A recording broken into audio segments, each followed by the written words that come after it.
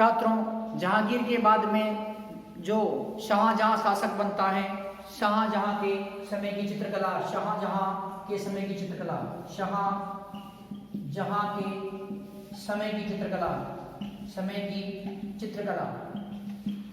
तो छात्रों, शाहजहां चित्रकला का प्रेमी शासक नहीं था, ये स्थापत्य कला का प्रेमी शासक था। इसके समय में जो चित्रकला को इतना महत्व नहीं दिया गया, परंतु फिर भी इसके दरबार में जो कई चित्रकार निवास करते थे, जैसे चित्रमणि, शाहजहां के दरबार में प्रमुख चित्रकार चित्रमणि, अनूप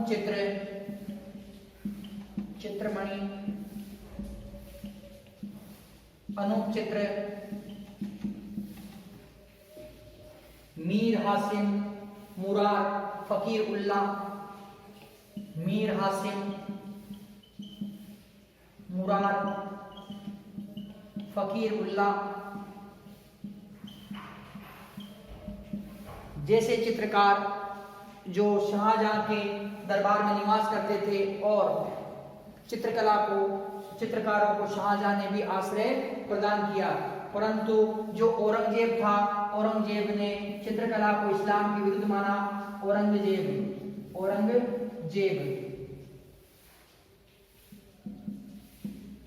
औरंगजेब ने छात्रों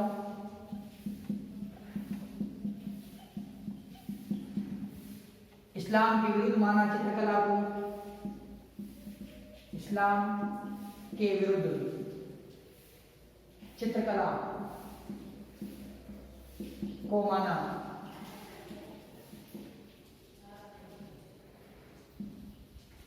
चित्रकला का पतन। तो छात्रों, औरंगजेब ने इस्लाम के विरुद्ध मानकर चित्रकला पर प्रतिबंध लगा दिया और जो चित्र बनाए गए थे उन पर चूना पुतवा दिया, चूना पुतवा कर चित्रों को ही मिटा दिया। तो इस प्रकार से छात्रों, औरंगजेब के समय में क्या हुआ, इसका पतन हुआ। चित्रकला प्रारंभ कहाँ से होती है? चित्रकला हुमायूं के शासनकाल से प्रारंभ होती है। अकबर के समय इसे आश्रय प्रदान किया गया। जहांगीर के समय जो चित्रकला का स्वर्ण युग था, अर्थात सर्वाधिक विकास हुआ चित्रकला का। शाहजहां ने भी चित्रकला को आश्रय प्रदान किया, परंतु जो औरंगजेब था, औरंगजेब ने चित्रकला को इस्लाम के विरुद्ध माना और जो औरंगजेब के समय चित्रकला का क्या हुआ, पतन हो गया। तो छात्रों, इस प्रकार चित्रकला का पतन हो गया। परंतु जो मुगल काल के में जो कुछ प्रसिद्ध चित्र बने, वो प्रसिद्ध चित्र भारतीय इतिहास में अपना महत्वपूर्ण स्थान रखते हैं, भारतीय चित्रकला में अपना महत्वपूर्ण स्थान रखते हैं। जैसे बसावन नाम का जो चित्रकार था, बसावन नाम के जो चित्रकार ने जो एक चित्र बनाया, कृष्णकाय घोड़े पर मजनू, कृष्णकाय घोड़े पर मजनू, घोड़े पर मजनू का निर्जन वन में भटकते हुए चित्र।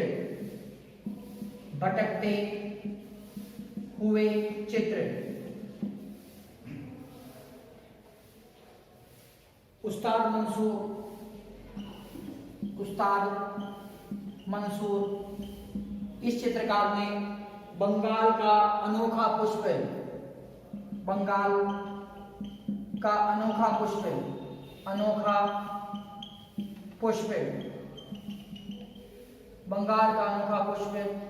का चित्र बनाया,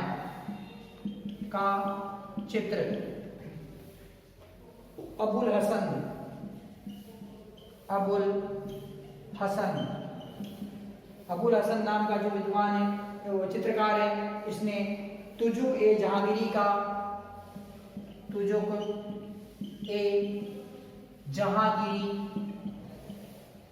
का मुख्य पृष्ठ बनाया।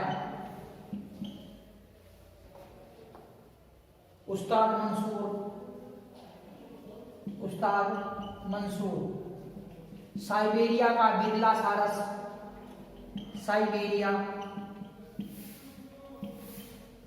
बिरला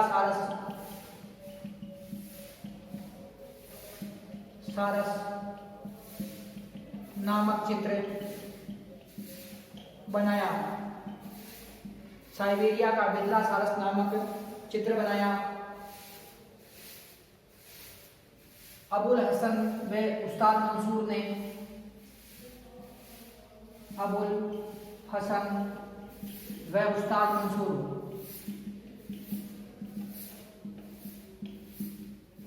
इन्होंने चिनार के पेड़ पे असंख्य गिलहरियों के चित्र, चिनार के पेड़ पर असंख्य गिलहरियों के चित्र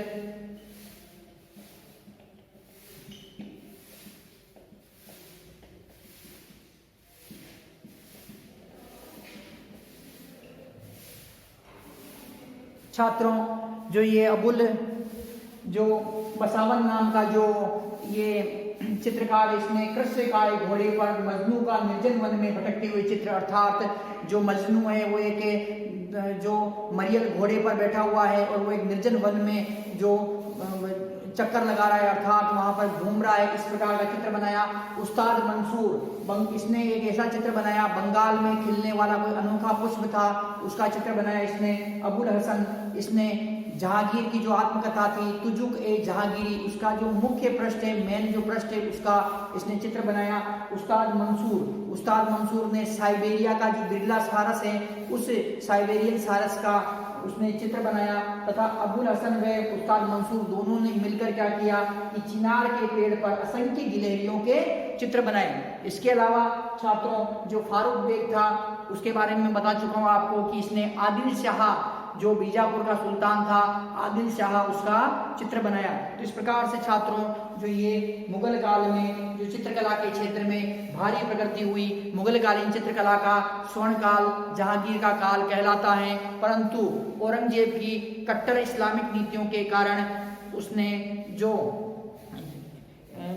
चित्रकला पर प्रतिबंध लगा दिया तथा जो चित्र बनाए गए थे उन पे चूना उतरवा दिया। इस प्रकार से छात्रों, जो ये संगीत कला का भारतीय इतिहास में अत्यंत ही महत्वपूर्ण स्थान रहा है। छात्रों, कला व संस्कृति के क्षेत्र में जो अब हम आगे हमारा जो पॉइंट है वो पॉइंट है हमारा मुगलकालीन साहित्य। जो हमारा पॉइंट है छात्रों वो है मुगलकालीन साहित्य। मुगलकालीन साहित्य छात्रों, मुगल काल में तुर्की भाषा में, फारसी भाषा में, हिंदी भाषा में, संस्कृत भाषा तथा जो स्थानीय क्षेत्रीय भाषाएं थी, ब्रज, अवधी, पंजाबी, राजस्थानी, मराठी, भोजपुरी, बंगाली, इन भाषाओं में कई ग्रंथों का निर्माण हुआ तथा मुगल काल में जो कई विद्वानों ने जन्म लिया। मुगल काल में संतों ने अपने साहित्य का निर्माण किया। मुगल काल में जो फारसी भाषा के लेखक थे उन्होंने अपने साहित्य का निर्माण किया तथा कुछ क्षेत्रीय भाषाओं के लेखक थे तो उन लेखकों ने भी क्षेत्रीय भाषाओं में अपने ग्रंथों का निर्माण किया। तो छात्रों, जो मुगल काल में साहित्य जो लिखा गया साहित्य था वो फारसी, तुर्की, उर्दू, हिंदी, संस्कृत, मराठी,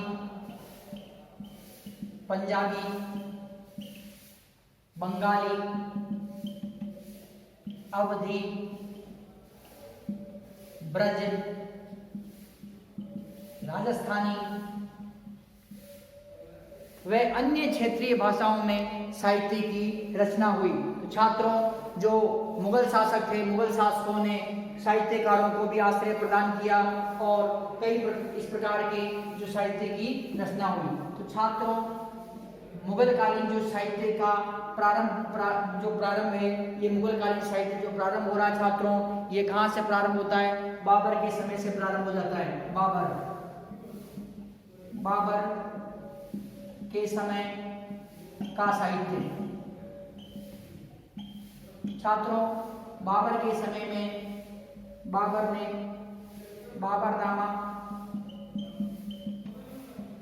बाबरनामा, दीवान, बाबरनामा तथा दीवान नामक के ये जो ग्रंथ लिखे, दीवान कविताओं का संग्रह था तथा बाबरनामा उसकी आत्मकथा थी।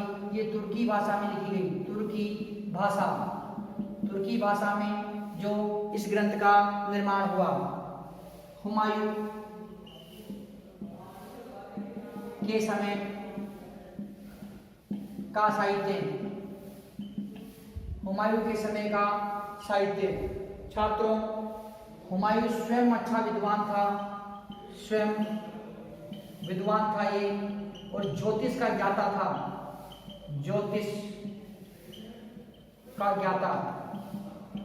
छात्रों, मुगल बादशाह बाबर ने तुर्की भाषा में अपने जो ग्रंथ लिखा बाबरनामा, जिसे तुजुक ए बाबरी के नाम से भी जाना जाता है। इसके अलावा जो बाबर था, इस बाबर ने कविताओं का एक संग्रह लिखा जिसे दीवान के नाम से जाना जाता है। छात्रों, हुमायूं के समय का साहित्य, जो हुमायूं के समय, हुमायूं स्वयं एक अच्छा विद्वान था और ज्योतिष का यह ज्ञाता था। छात्रों, अकबर के समय लिखा गया साहित्य, अकबर के समय का साहित्य, अकबर के समय का साहित्य।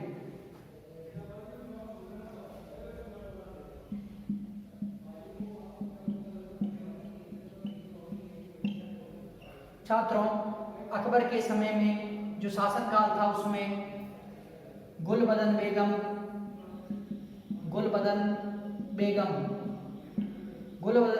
बेगम ने अपने ग्रंथ हुमायूंनामा की रचना की। किसकी की?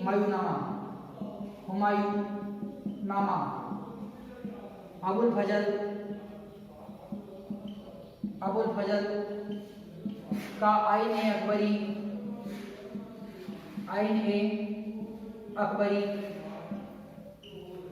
ग्रंथ, तुलसीदास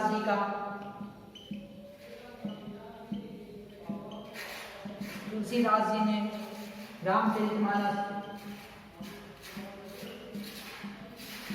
रामाज्ञा प्रश्न, बर्वे रामायण, रामलला नहचो,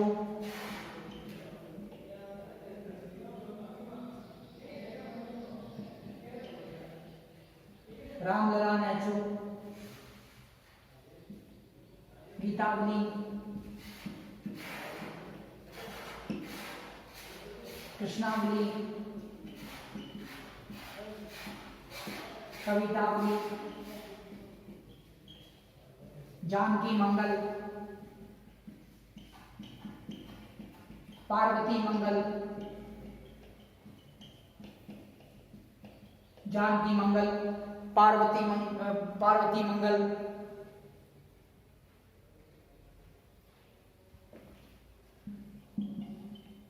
दादू दयाल की वाणी,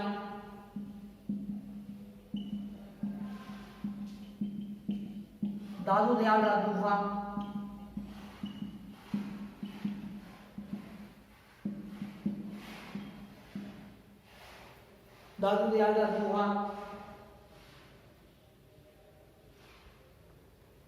नामक ग्रंथ लिखे।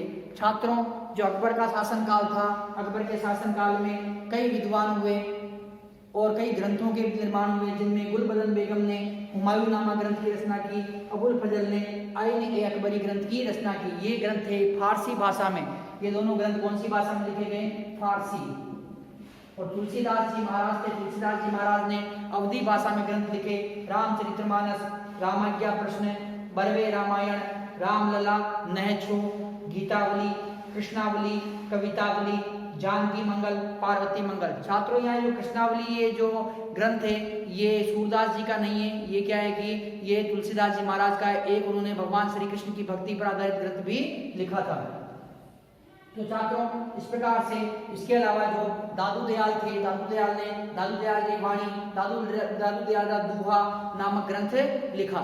छात्रों, जहांगीर जहांगीर के समय का साहित्य, जहांगीर के समय का साहित्य।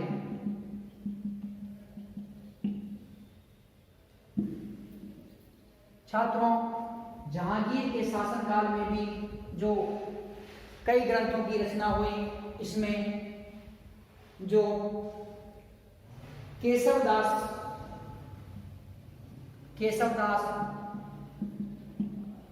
नाम के जो विद्वान हुए, इन्होंने रामचंद्रिका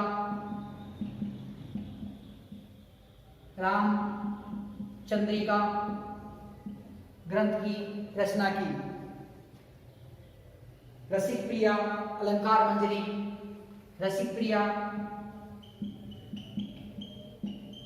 अलंकार मंजरी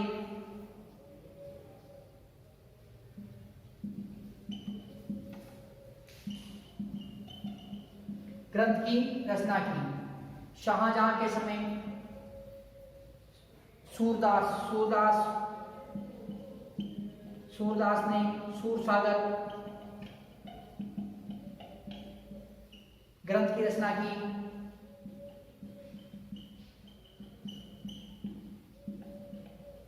शाहजहां के समय जगन्नाथ पंडित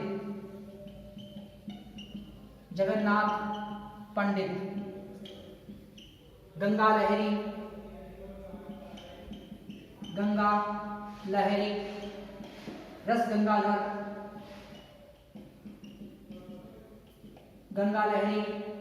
गंगाधर नामक ग्रंथों की रचना की।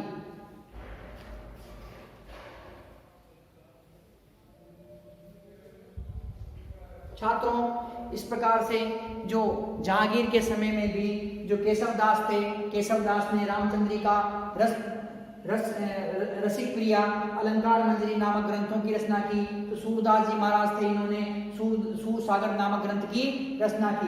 जगन्नाथ पंडित ने जो शाहजहां के शासनकाल में थे, जगन्नाथ पंडित, उन्होंने गंगा लहरी तथा रस गंगाधर नामक ग्रंथों की रचना की। छात्रों, जो मुगल काल में जब हुमायूं को जो मुगल बादशाह के पद से हटाकर शेरशाह सूरी एक बार पुनः अफगान वंश की स्थापना कर लेता है, तो शेरशाह सूरी के शासनकाल में मलिक मोहम्मद जायसी हैं। कौन है? मलिक मोहम्मद जायसी। किसके शासनकाल में? शेरशाह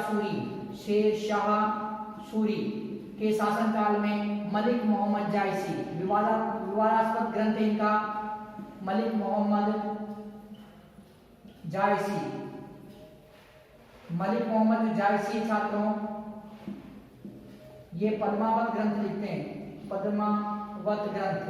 मलिक मोहम्मद जायसी द्वारा पद्मावत ग्रंथ की रचना की गई है। तो ये पद्मावत जो ग्रंथ लिखते हैं छात्रों, तो इसमें इस प्रकार से छात्रों, जो मुगल काल में बाबर के समय में तुजुके बाबरी तथा दीवान नामक ग्रंथ लिखा गया। हुमायूं स्वयं अच्छा ज्योतिष का ज्ञाता था तथा बड़ा विद्वान था। अकबर के समय गुलबदन बेगम ने जो हुमायूं नामक ग्रंथ की रचना की, तथा अकबर के समय में अबुल फजल ने आइन ए अकबरी, जो अकबरनामा के नाम से भी जानी जाती है, उसकी रचना की। इसके अलावा जो तुलसीदास जी थे, तुलसीदास जी महाराज ने रामचरितमानस, रामलला नहचू, रामाज्ञा प्रश्न, गीतावली, कृष्णावली, कवितावली तथा पार्वती मंगल, जानकी मंगल, बरवे रामायण नामक ग्रंथ लिखे। जहांगीर के शासनकाल में सूरदास ने सूरसागर ग्रंथ की रचना की। केशवदास ने रामचंद्रिका, रसिकप्रिया तथा अलंकार मंजरी नामक ग्रंथ की रचना की। शाहजहां के शासनकाल में पंडित जगन्नाथ जो थे, अर्थात जगन्नाथ पंडित, इन्होंने गंगा लहरी व रस गंगाधर नामक ग्रंथ की रचना की। छात्रों, औरंगजेब का जो शासनकाल आया, औरंगजेब के शासनकाल में भी कई ग्रंथों की रचना की गई, जिसे आलमगीरनामा की रचना की गई। तथा औरंगजेब की जो पुत्री थी जेबुनिसा, औरंगजेब की पुत्री जेबुनिसा, जेबुनिसा ने भी दीवान मरफी नामक ग्रंथ की रचना की। जेबुनिसा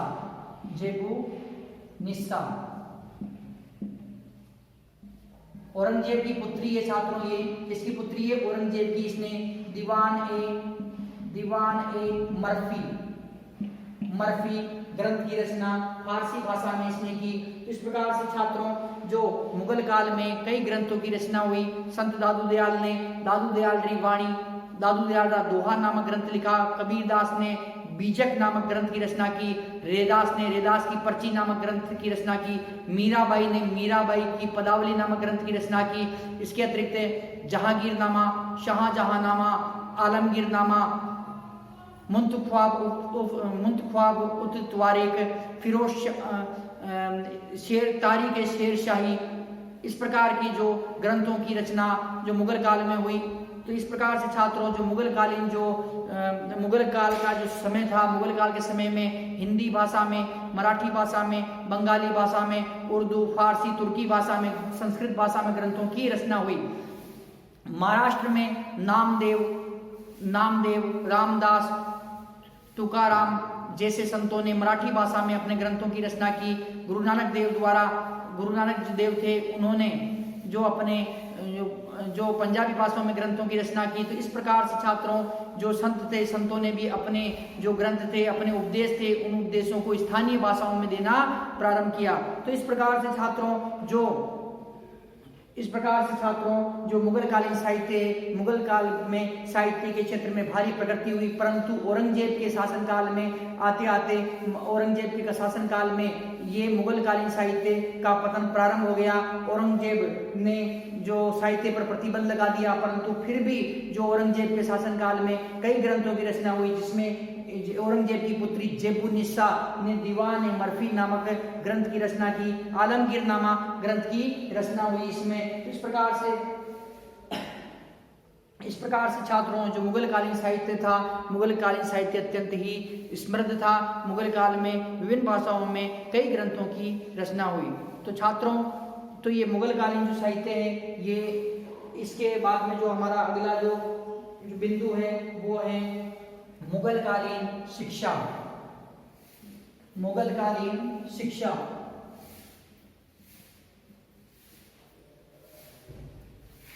मुगल कालीन शिक्षा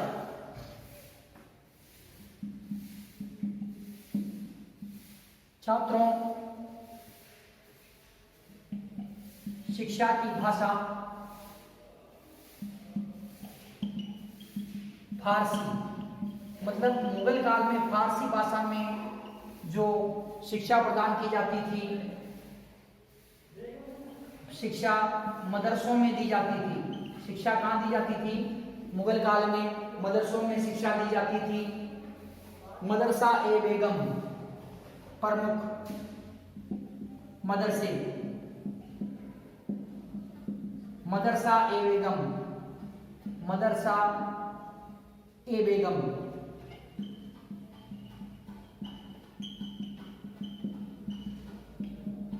दिल्ली।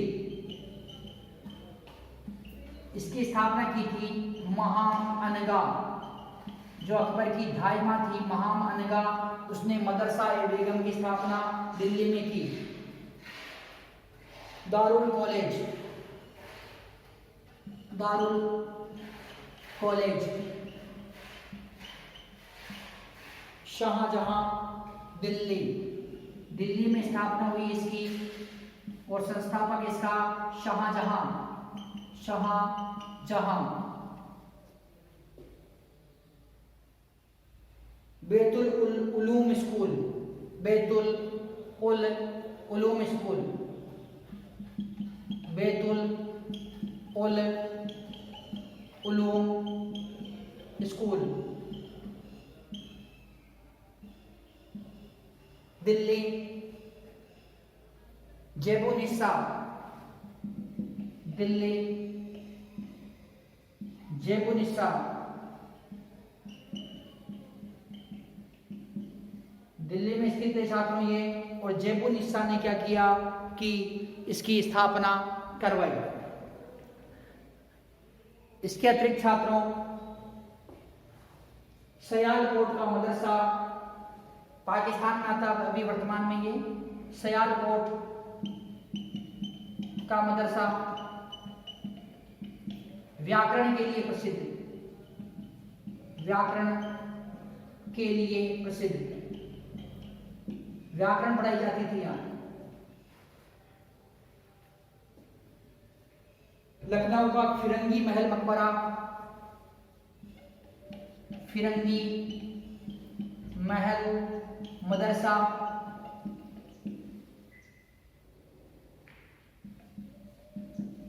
लखनऊ का फिरंगी महल मदरसा, लखनऊ न्याय के लिए प्रसिद्ध, न्याय की शिक्षा,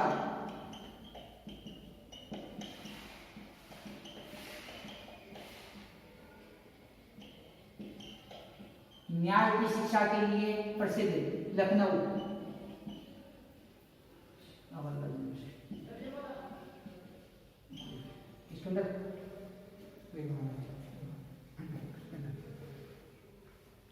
छात्रों, जो मुगलकालीन शिक्षा थी, शिक्षा की भाषा थी फारसी, फारसी भाषा में शिक्षा दी जाती थी, मदरसों में शिक्षा दी जाती थी। और मुगल काल में समय समय पर अनेक मदरसों की स्थापना हुई, जैसे मदरसा-ए-बेगम की स्थापना दिल्ली में अकबर की धाइमा महाम अनगा ने करवाई। दारुल उल कॉलेज की स्थापना दिल्ली में शाहजहां के शासनकाल में हुई, अर्थात शाहजहां ने दिल्ली में दारुल कॉलेज की स्थापना दिल्ली में करवाई। दारुल कॉलेज कहाँ था छात्रों? दिल्ली में। एक निर्माता कौन था इसका? शाहजहां। बैतुल उलूम जो स्कूल है दिल्ली में बनवाई औरंगजेब की पुत्री जेबू निस्सा ने। किसने बनवाई? जेबू निस्सा ने। सियालकोट का जो मदरसा है, सियालकोट का मदरसा व्याकरण के लिए प्रसिद्ध था, व्याकरण की शिक्षा दी जाती थी यहाँ। फिरंगी महल मदरसा लखनऊ में स्थित था और न्याय की शिक्षा के लिए फिरंगी महल मदरसा प्रसिद्ध था। तो छात्रों, इस प्रकार से जो मुगल काल में जो ये शिक्षा की व्यवस्था थी, हिंदू जो थे, हिंदू लोग मुगल काल में विद्यालयों में, मठों में, मंदिरों में तथा गुरुकुल में शिक्षा प्राप्त करते थे, परंतु औरंगजेब ने हिंदुओं की शिक्षा व्यवस्था पर रोक लगा दी। हिंदुओं के स्कूलों को जला दिया औरंगजेब ने और हिंदुओं की शिक्षा को प्रतिबंधित किया औरंगजेब द्वारा। तो इस प्रकार से जो मुगल कालीन ये शिक्षा व्यवस्था थी छात्रों। इसके बाद में छात्रों जो आता है मुगल कालीन धर्म। तो मुगल काल में कौन सा धर्म विद्यमान थे? तो मुगल काल में प्रमुख धर्म छात्रों, मुगल काल में जो धार्मिक स्थिति के बारे में आप प्रारंभ से ही पढ़ते आ रहे हैं, मुगल काल की धार्मिक स्थिति। तो इसमें मुगल काल में धर्म, मुगल कालीन धर्म छात्रों, मुगल काल में हिंदू, मुस्लिम, ईसाई, जैन, सिख, बौद्ध धर्म, पारसी। छात्रों, मुगल काल में जो हिंदू धर्म विद्यमान था, मुस्लिम धर्म विद्यमान था, ईसाई धर्म भी विद्यमान था। 1498 ईस्वी में ईसाई भारतवर्ष में आ चुके थे। जैन धर्म विद्यमान था, सिख धर्म विद्यमान था, बौद्ध धर्म विद्यमान था तथा पारसी धर्म विद्यमान था। तो छात्रों, इस प्रकार से ये धर्म विद्यमान थे भारत में। और जो हिंदू धर्म था, हिंदू धर्म में शैव संप्रदाय, वैष्णव संप्रदाय तथा शाक्य संप्रदाय, इन 3 संप्रदायों में ये बटा हुआ था। किसमें? शैव संप्रदाय, शाक्य संप्रदाय तथा वैष्णव संप्रदाय में हिंदू धर्म बटा हुआ था। छात्रों, जो मुगल काल में जो मुगल शासक थे, मुगल शासक अकबर ने धार्मिक सहिष्णुता की नीति अपनाई। शाहजहां तथा जहांगीर तथा शाहजहां ने भी इसी नीति का अनुसरण किया, परंतु जो औरंगजेब था, औरंगजेब उसने कट्टरता की नीति अपनाई। और औरंगजेब ने क्या किया छात्रों कि औरंगजेब ने जो हिंदुओं से तीर्थ यात्रा कर वसूला, जजिया कर वसूला तथा हिंदुओं के प्रति आक्रामक नीति उसने अपनाई। हिंदू मंदिरों को तोड़ा, हिंदू मूर्तियों को उसने तोड़ा तथा हिंदुओं को जबरन मुसलमान बनाने का औरंगजेब ने प्रयास किया। तो इस प्रकार से छात्रों, जो मुगल कालीन धर्म थे, अर्थात मुगल काल में हिंदू धर्म, मुस्लिम धर्म, ईसाई, जैन, सिख, बौद्ध तथा पारसी धर्म विद्यमान थे। छात्रों, जो अगला हमारा जो पॉइंट है वो है मुगल कालीन समाज। मुगल कालीन समाज, मुगल कालीन समाज। छात्रों,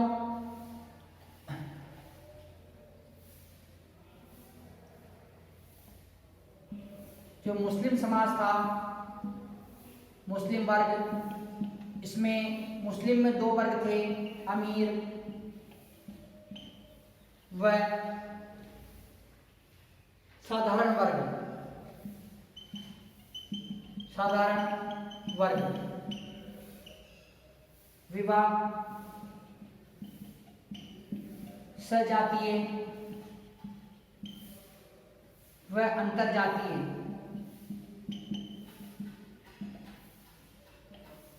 भोजन शाकाहारी व मांसाहारी व मांसाहारी। मादक पदार्थों का सेवन, मादक पदार्थों का सेवन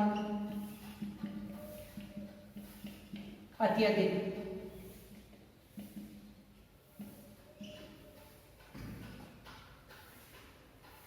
बाल विवाह, पर्दा प्रथा, कन्यावध, सती प्रथा, दास प्रथा,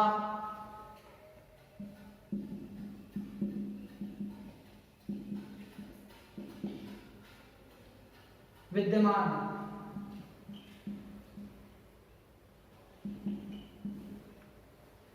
विधवा विवाह का प्रचलन, विधवा विवाह का प्रचलन,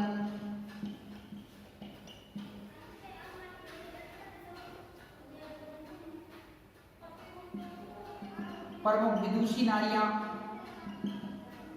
विदुषी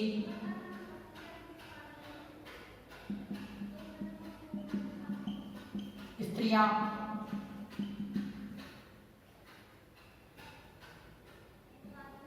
गुलबदन बेगम, हरखाबाई, जोधाबाई, जगत गुसाई,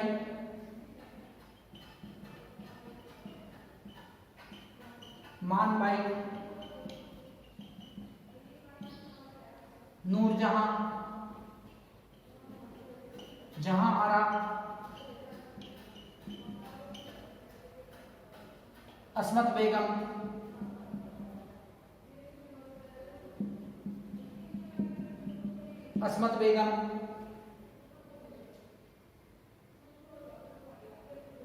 जेबुनिसा,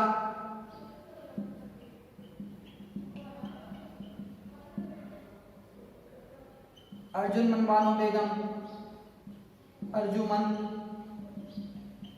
बानो बेगम, अर्जुमन बानो बेगम, महानंदा,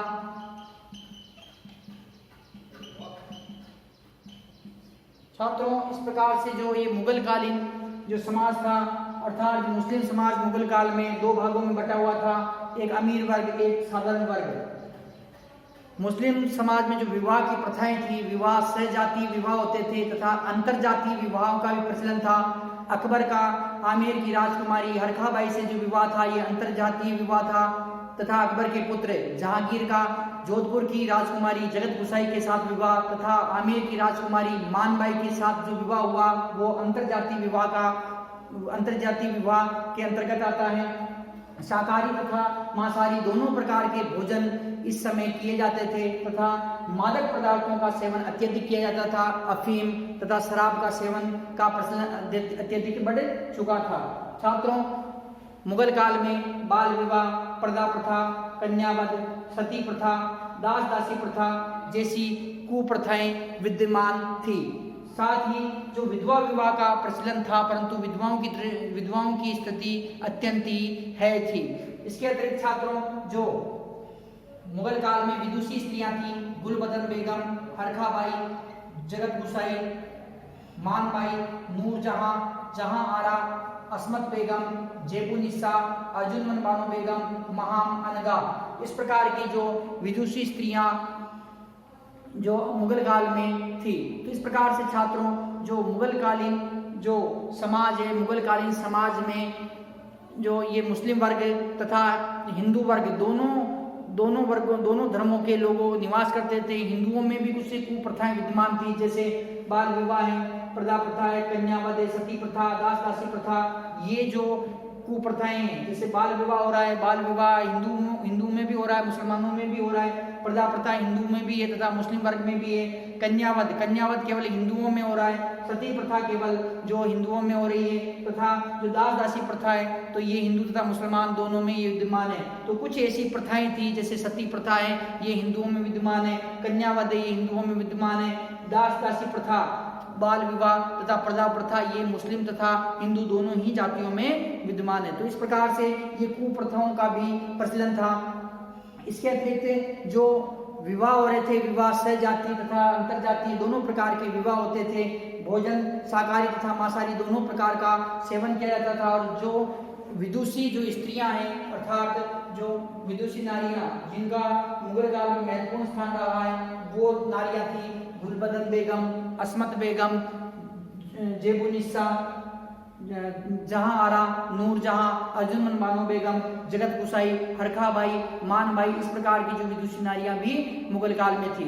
इसके अतिरिक्त छात्रों की मुगल काल में जजिया कर वसूला जाता था। ये मुस्लिम जो शासक थे, मुस्लिम शासकों ने, बाबर ने, हुमायूं ने, इन्होंने हिंदुओं से जजिया कर वसूला। अकबर ने जजिया कर पर रोक लगा दी तथा इस अमानवीय कर को समाप्त कर दिया। जहांगीर तथा शाहजहां ने भी अकबर की नीति का ही अनुसरण किया, परंतु जो औरंगजेब था, औरंगजेब ने पुनः जजिया कर लागू कर दिया। इसके अतिरिक्त औरंगजेब ने तीर्थ यात्रा कर, अकबर द्वारा समाप्त किया गया तीर्थ यात्रा कर था, वो कर भी औरंगजेब ने पुनः लागू कर दिया। तो इस प्रकार से छात्रों जो ये मुगल कालीन समाज था, मुगल कालीन समाज में कुछ कुरीतियां, इसमें जो अधिकतर कुरीतियां भी इसमें विद्यमान थी। दहेज का प्रचलन अत्यधिक बढ़ चुका था। मुस्लिम तथा हिंदू समाज दोनों ही जो समाज के लोग थे, ये दोनों दहेज भारी मात्रा में स्वीकार करते थे। तो छात्रों इस प्रकार से जो मुगल कालीन कला संस्कृति है, मुगल कालीन कला संस्कृति में जो स्थापत्य कला के क्षेत्र में, चित्रकला के क्षेत्र में, संगीत कला के क्षेत्र में, धर्म के क्षेत्र में तथा समाज के क्षेत्र में, शिक्षा के क्षेत्र में भारी प्रगति हुई। छात्रों 1526 ईस्वी से जो 1707 ईस्वी तक का जो शासनकाल था, इस शासनकाल में मुगल जो साम्राज्य था, मुगल साम्राज्य का भारी जो इसका विस्तार हुआ। बाबर ने अपने साम्राज्य का विस्तार किया, हुमायूं ने भी अपने साम्राज्य विस्तार किया, परंतु 1540 का जो बीलग्राम का युद्ध है, इस युद्ध में शेर शाह सूरी ने हुमायूं को पराजित किया और उसे पराजित करके द्वितीय अफगान वंश अर्थात सूर वंश की स्थापना भारत में कर दी। परंतु शेर शाह का शासनकाल 1540 ईस्वी से लेकर 1545 ईस्वी तक रहा। मात्र 5 वर्ष के जो शासनकाल के बाद में जो शेर शाह के जो उत्तराधिकारी हुए, वो उत्तराधिकारी अयोग्य साबित हुए और एक बार पुनः हुमायूं ने जो भारतवर्ष में मुगल वंश की स्थापना की। तथा हुमायूं के पश्चात जो अकबर शासक बना, अकबर ने कला संस्कृति के क्षेत्र में, अकबर के शासनकाल में कला संस्कृति के क्षेत्र में भारी प्रगति हुई। अकबर का जो शासनकाल है, उसमें अकबर का शासनकाल संगीत कला के क्षेत्र में स्वर्ण काल के रूप में जाना जाता है। अकबर के पश्चात जो जहांगीर आया, जहांगीर के समय में भी प्रशासन के क्षेत्र में तथा कला संस्कृति के क्षेत्र में भारी प्रगति हुई। जहांगीर का जो शासनकाल था, चित्रकला के क्षेत्र में भारतीय इतिहास में, मध्यकालीन भारत के इतिहास में स्वर्ण काल जाना जाता है। जहांगीर के पश्चात जब शाहजहां शासक बनता है, तो शाहजहां का जो शासनकाल है, शाहजहां के शासनकाल को स्थापत्य कला का स्वर्ण युग के नाम से जाना जाता है। परंतु जो औरंगजेब है, औरंगजेब के समय में स्थापत्य कला का पतन हुआ, चित्रकला का पतन हुआ, संगीत कला का पतन हुआ, साहित्य का भी इस के शासनकाल में पतन हुआ। इस प्रकार से जो औरंगजेब का शासनकाल है वो मुगल साम्राज्य के पतन के साथ साथ में स्थापत्य कला, चित्रकला, मूर्तिकला, साहित्य, संगीत कला अर्थात मुगल कालीन कला संस्कृति का पतन काल भी कहलाता है। तो इस प्रकार से छात्रों जो ये हमारा टॉपिक है मुगल कालीन कला संस्कृति का ये कंप्लीट होता है। नेक्स्ट टाइम नेक्स्ट क्वेश्चन करेंगे। धन्यवाद।